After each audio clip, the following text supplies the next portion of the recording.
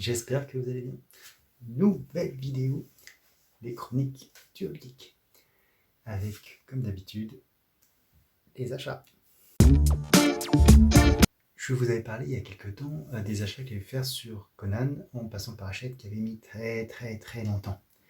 Donc j'ai recherché un petit peu comment faire pour y avoir. Donc on peut les commander en kiosque, sauf que tous les kiosques auxquels j'ai demandé m'ont dit c'est pas possible. Du coup, je suis passé par un site qui s'appelle journaux.fr et j'ai pu commander d'autres numéros parce que il faut savoir en fait que comment la collection Hachette est découpée. Donc de 1 à 75, on a les Savage Sword of Conan, qui sont des histoires en noir et blanc.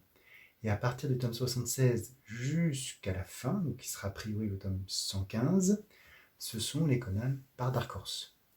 Le différent cycle avec les séries, ça va de 76 au 103, et à partir du 104, on a toutes les mini-séries de Conan qui ont été faites par Dark Horse. Du coup, j'ai les épiques avec les séries, mais j'ai pas la partie avec les mini-séries, et du coup, j'ai acheté 3 numéros via ce biais. Alors, l'emballage est un tout petit peu, mais vraiment pas grand-chose de mieux qu'Hachette.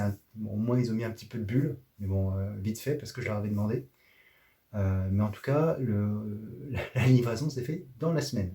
Alors ça, c'est vrai que c'est très rapide. Mais bon, les frais de port sont juste 3 fois plus chers. J'aurais vraiment préféré l'avoir en kiosque, mais bon.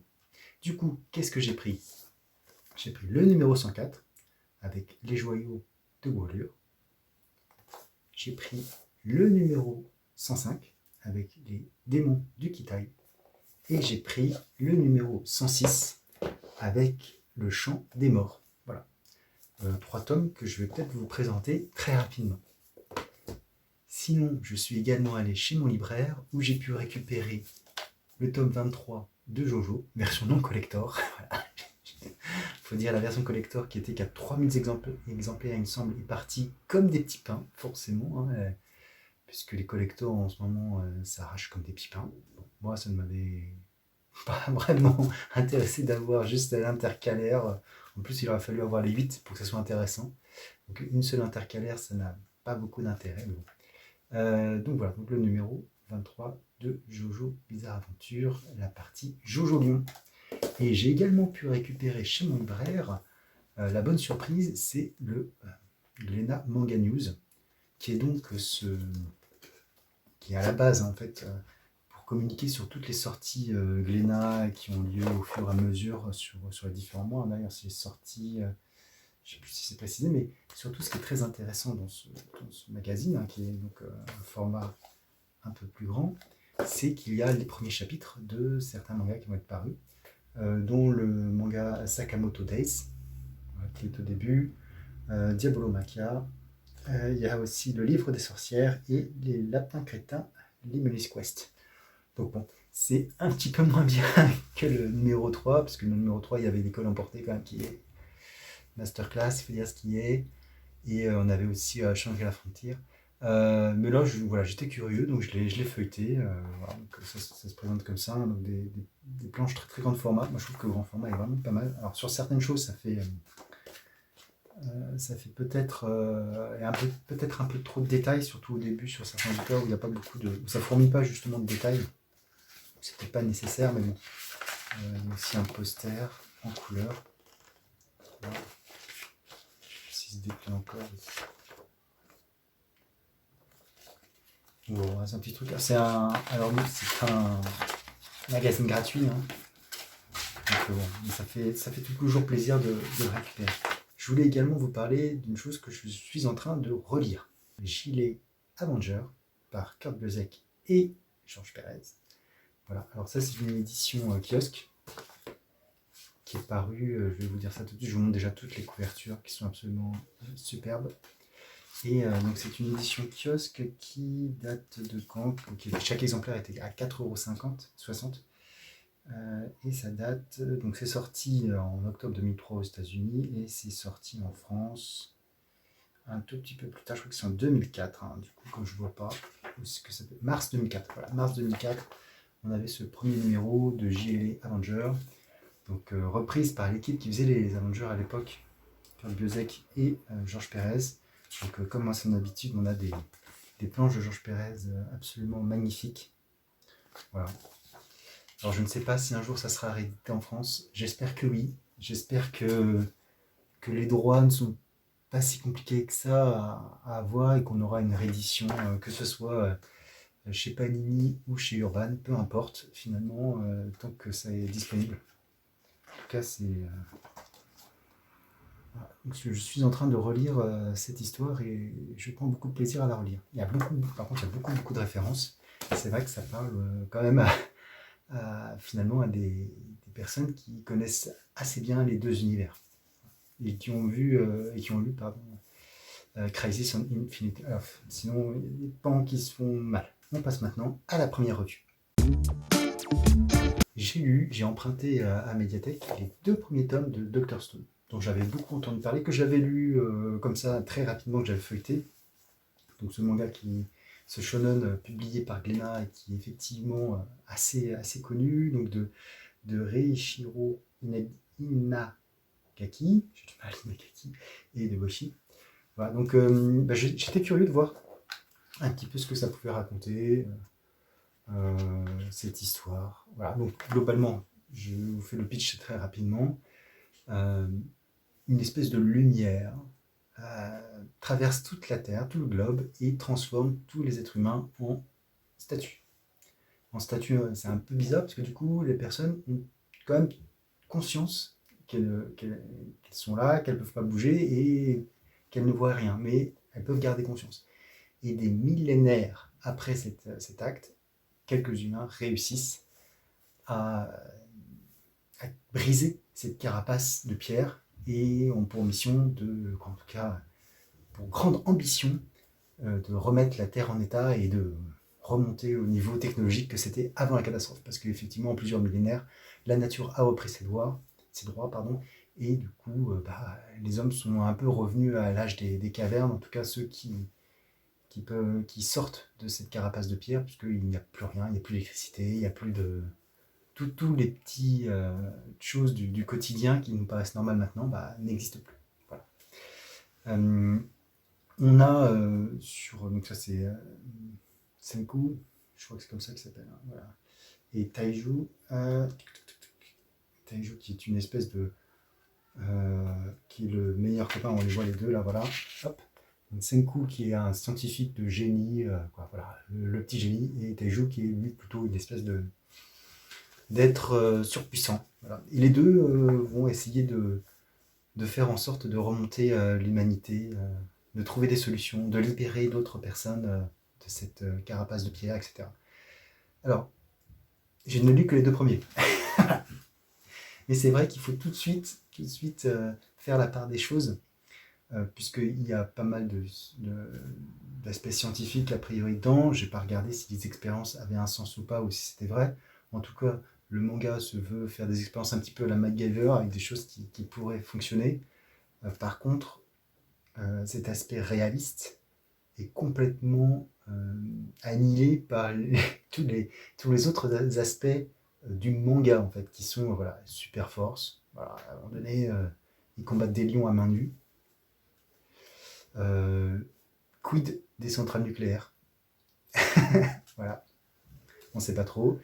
Il y a un certain nombre de choses comme ça qui sont assez troublants, où il ne faut pas trop chercher, mais c'est vrai que globalement, j'ai été un peu surpris de ce mélange entre un manga vraiment irréaliste, mais voilà, on sait que c'est un manga, et tout l'aspect plutôt réaliste scientifique, en tout cas qui se veut réaliste scientifique. Et du coup, les deux, ça fait un mélange un peu bizarre. Voilà, où à la fin de ces 2 premiers tomes, il y a quand même, je dirais, des enjeux qui sont clairement établis, même si j'ai pas trop compris la stratégie à la fin. Voilà, je suis un peu perplexe sur cette stratégie. Bon, pourquoi pas. En tout cas, c'est pas mal dessiné, forcément, c'est du Boichi. C'est pas le Boichi de Sunken Rock, hein, mais c'est plutôt pas mal quand même. Bon, je spoil sûrement allègrement en entendant ces images. Je pense que beaucoup de personnes l'ont déjà lu. Mais voilà.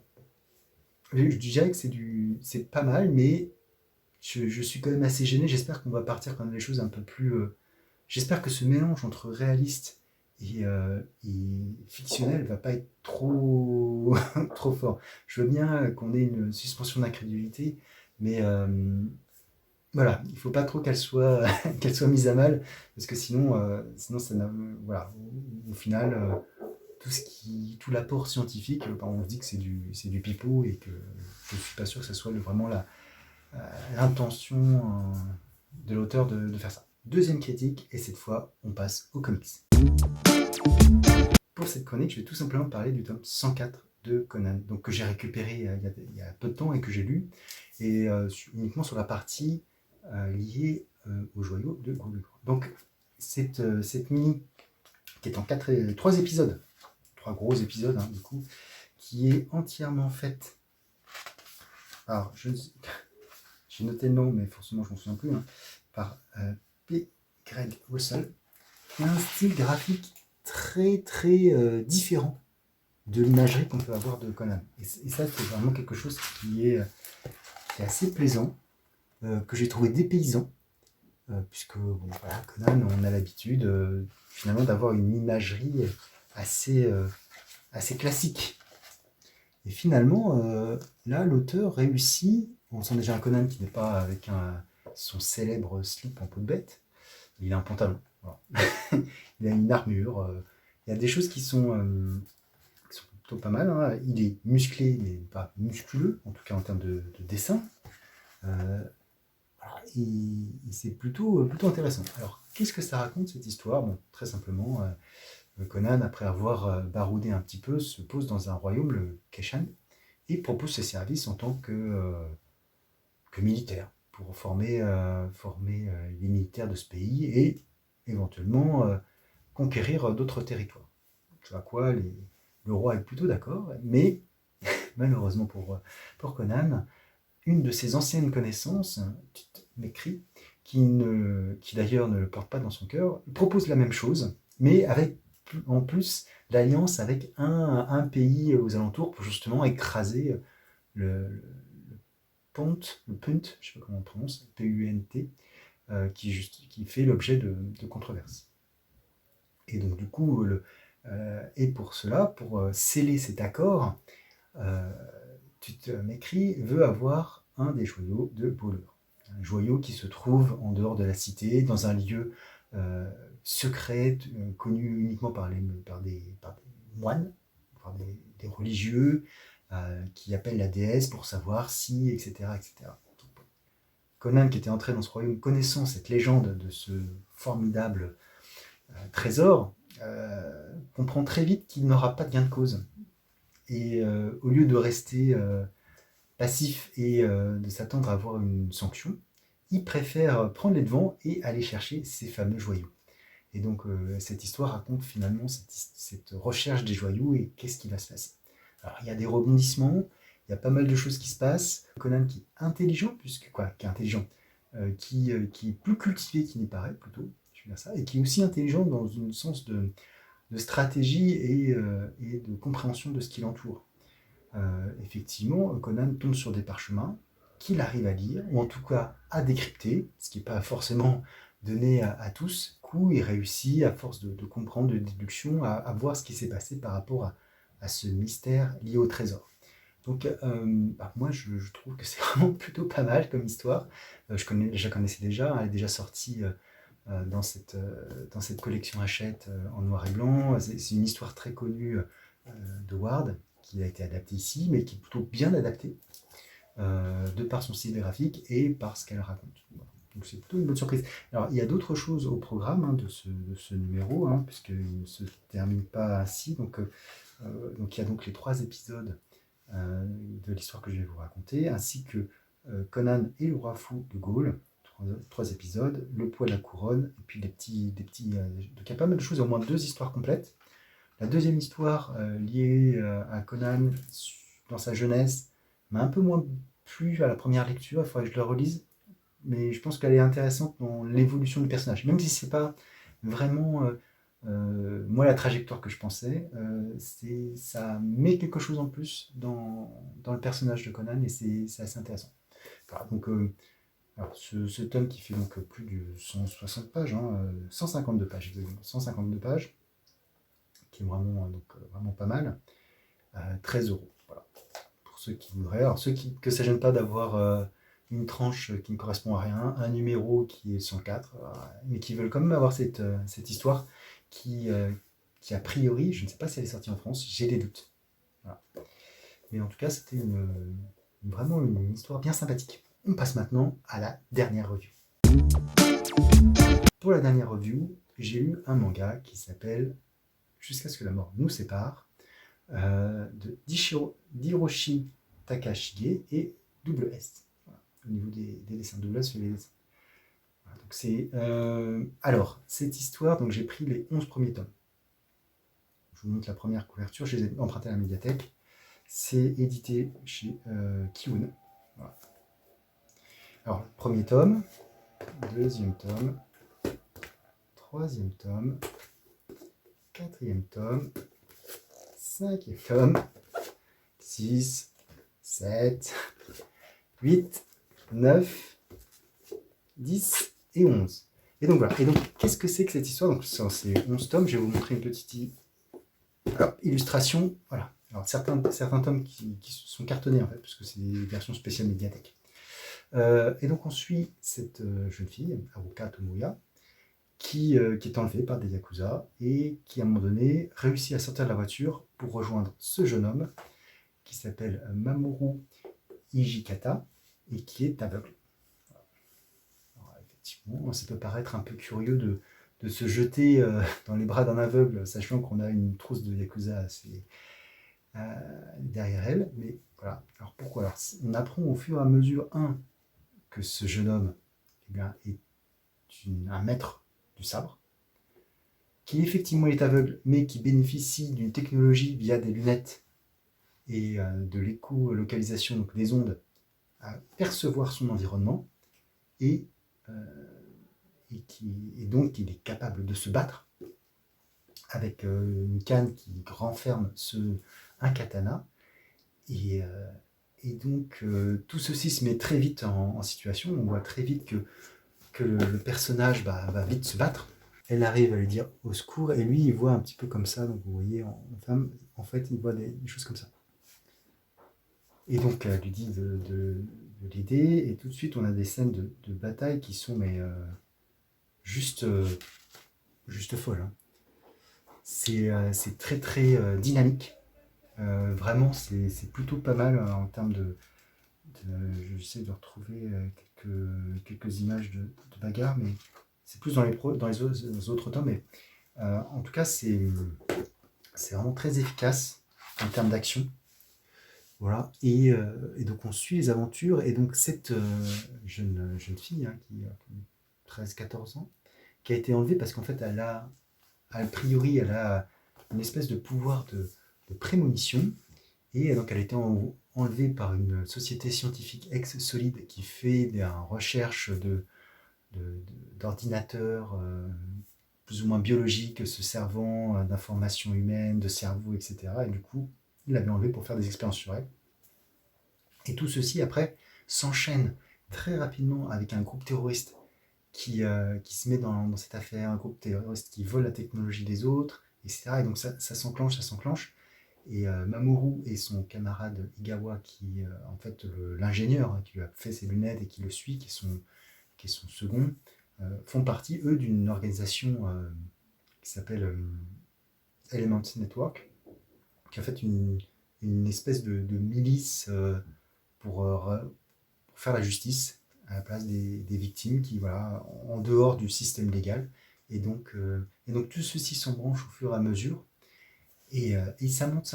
Et en fait, ce qui est passionnant dans ce manga, c'est qu'on part d'une situation qui, voilà, effectivement, d'un enlèvement, et ça suit son cours. On peut voir aussi les erreurs des personnages, parce que à certains moments, ils font des erreurs, ils humilient ou ils font du mal, et en fait, tout ceci se transforme en ennemi ultime, ennemi mortel, et on suit un process comme ça qui est très intéressant et qui avance en fait.